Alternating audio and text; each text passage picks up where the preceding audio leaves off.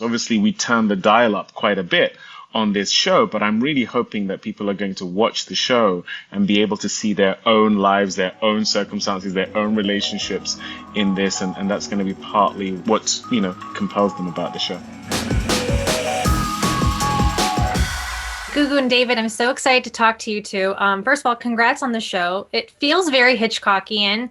And, One Folgate Street is a very interesting home. So right off the bat, I want to know, do you guys want to live in that kind of home? Do you like a summer home, vacation home? Gugu, let's start with you. A vacation home.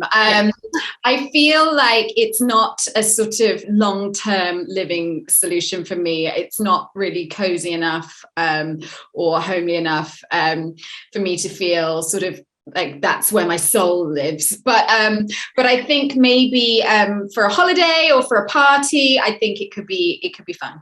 David, what about you?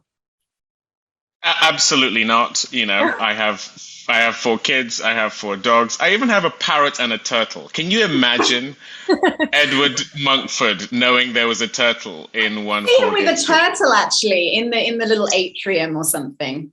But I think housekeeper would incinerate the turtle. But I'm looking at your very homely setup there as well. Like, you would definitely not pass the test. I'm sorry to live in one place.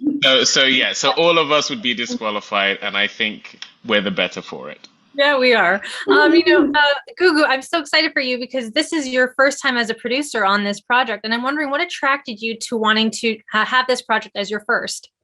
Many reasons. I mean, partly or mostly because I was invited by 42. I initially, signed up to play the role, and I was the first actor attached. And I think, there were only 2 scripts written when I was attached. And so to be able to be part of that script development process was an amazing learning curve for me. And I think the times that it was during lockdown over Zoom, when we were all meeting, discussing the scripts and casting, was a wonderful opportunity for me to sort of stretch new muscles in terms of, obviously as an actor, you spend so much time just very focused on your character. And I think for me, it's been a great experience to be able to sort of broaden my perspective about how you make a TV show and, all the elements involved.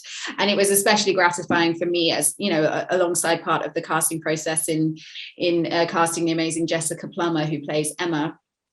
To be able to call my friend David and let him know that, we were really excited to send him the script. And, as an actor that I've worked with and admire, that was a wonderful bonus of the producerial role as well, to be able to invite David into the cast. Yeah. And David, your character, Edward, is charming, but he has a very mysterious background. So how did you, prepare for this role that is so complex? I just turned up and I played myself. Yeah. Is basically what I did. No, no, that's exactly why I wanted to do it. Is that he is a walking contradiction. He is charming, and therefore you can understand why he attracts these, wonderful women in a sense. But then he is also repellent because even they start to realize there is something about this that doesn't feel wholly comfortable. But by then, he's sort of somehow sucked them into his web. And there are things he affords, whether it's the fortress-like existence that helps them, fortify away from the trauma and the pain that they've experienced, the exacting rules that gives their lives some kind of structure that they have lacked because everything has been taken away from them and they felt sort of like they're flailing a bit. But, then he's capitalizing on this. He's maybe taking advantage of this as well. And there are many relationships that are like that, that are codependent, that are not wholly healthy.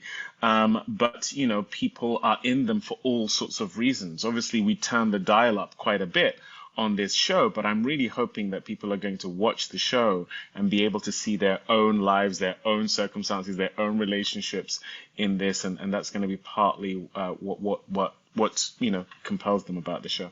Well, I'm so excited for everyone to see the show. And, before I let you guys go, Gugu, I've loved you since Belle, and I've loved you now as Renslayer and Loki. So without spoiling anything, what are your hopes for season 2, especially now that the TVA has been outed? Oh my God. I can't say anything about Loki. The Marvel police will come along and just, take me away. But no, I'm excited that it's happening. And I really love my character. I think she's unexpected and complex. And so I'm excited to sort of, go to sort of some deeper, darker places with her as well. Yeah. Well, guys, thank you so much for your time. It's been such a pleasure chatting with you. And again, congrats. Hi, Ben. Hi, Jessica. So excited to talk to you too. Congrats on the show. It is so well done. Let's start off with the house. It is so creepy. And I'm wondering, what was the vibe like when filming on set? Jessica, let's start with you. It was freezing cold. It was so cold. It was, so it wasn't a real house. It was a set that they made in like this warehouse with no heating, no like lights or anything. But yeah, I remember the first time I walked onto set and my reaction was similar to the reaction you see of Emma when she first enters the house. It really is breathtaking.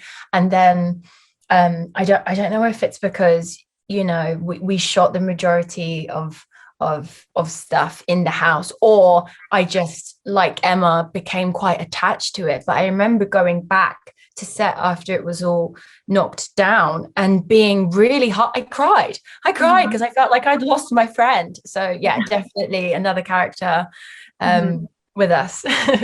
Ben, what about you? 100% agree. Yeah, it really was like another character in the show.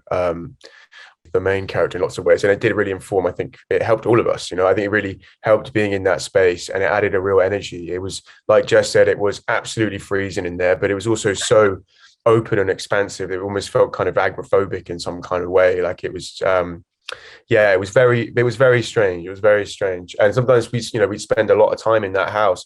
And if you spend enough time in that place, you kind of forgot that it was a set, and all of a sudden you just felt like you're kind of immersed in that world. Yeah. Yeah, Jessica, we first see your character with this very deep set trauma, and it's a stunning performance, so kudos on that. But I'm wondering, how did you get into that mindset? So I worked with an acting coach before we started shooting over Zoom, a gentleman called Giles Foreman, and he gave me this technique which I used throughout shooting, just for like trickier scenes, but for all of them pretty much, where I would assign a piece of music to an emotion that Emma is feeling, like her theme to her emotion almost. So depending on the scene that we were entering and how Emma felt, I would just listen to that piece of music, and it would be the same piece of music that I would learn my lines to. So it immediately connected me to the feelings that I needed to feel. That really, really helped. That's very impressive. That's a really cool tool to use. It's a good technique, right? Ben, the house is very cold, yet it's such an alluring space, and your character responds to it. I'm not going to spoil it, but how did that play into your portrayal of Simon? Well, Simon likes kind of the technical aspects of the house. He likes the kind of gadgets and gizmos. I think he's obsessed with being a man and kind of likes those aspects of it. I imagine he probably reads a gadget magazine and wants to buy the newest high-tech gear and whatnot. But in terms of actually living there and being controlled and by the questionnaire and also by the house itself deciding when to turn the lights off, everything is very much out of your control. I think he's a bit of a control freak and doesn't really respond well to that. He's only really living there because Emma wants to live there. He's that kind of devoted boyfriend, borderline obsessive boyfriend who'll disregard all of his own needs in pursuit of keeping their partner happy.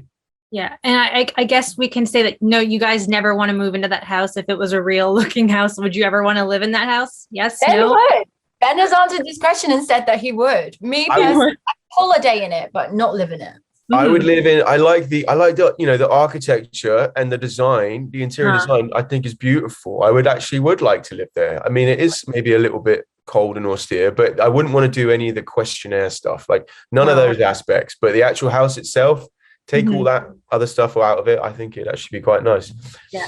Well, not much time here, but you guys are fantastic. And Ben, I have such a question for you that you are a top pick for James Bond. People want to see you as it. You're in the running for a lot of like fan casting. So I want to know what are your thoughts on that? I'd never heard that before. That's I think the Express put it up. It's like 25-1. So you're in there. I'll take that. Yeah, I'll take that. Yeah. Oh my God, I would love to be James Bond. Of course. Yeah. I love watching James Bond. 100%. Yeah, I'll take that. 25-1. Brilliant. Fantastic. Yeah. Well, guys, thank you. Yeah, I would love to see that. I know also, Jessica, you'd love to see it. If we had to sign a petition, we'd do it. Absolutely. Can you get me a role? Can I be in it too? 100%. Yeah, for sure. Right. Yeah, guys, thank you so much for your time and continued success to you both. It's a fantastic show. Can't wait for everyone to watch it.